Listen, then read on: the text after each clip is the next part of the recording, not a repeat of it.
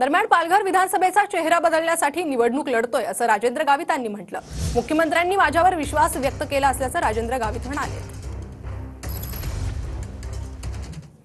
काय सांगणार एकंदरीत की आज उद्या जवळपास हा प्रचार संपणार आहे। आज शिवसेना पक्षप्रमुख उद्धव ठाकरे साहेबांची या ठिकाणी सभा सुद्धा होणार आहे। अतिशय अटीतटी आहे। काय सांगणार एकंदरीत?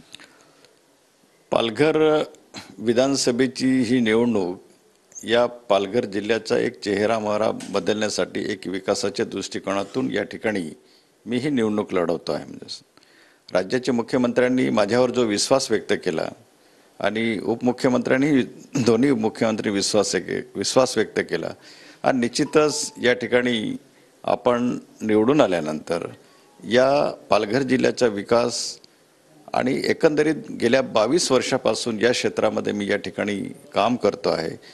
पालघर जिल्ह्यातील जनतेशी सगळ्या धर्मीय लोकांशी असं माझं एक स्नेहाचा संबंध आहे। म्हणजे आणि गावी साहेब हे आपले आहेत आणि या अशा दृष्टिकोनातून आणि मी 22 वर्षामध्ये या ठिकाणी पालघर जिल्ह्याची निर्मिती केली आणि त्यामुळे निर्मिती केल्यानंतर खऱ्या अर्थाने या जिल्ह्याचा विकास हळूहळू एक म्हणजे आपलं पालघर जिल्हा हा एक भारताच्या नकाशावर या ठिकाणी विकासाच्या नकाशावरती या ठिकाणी येतो आहे।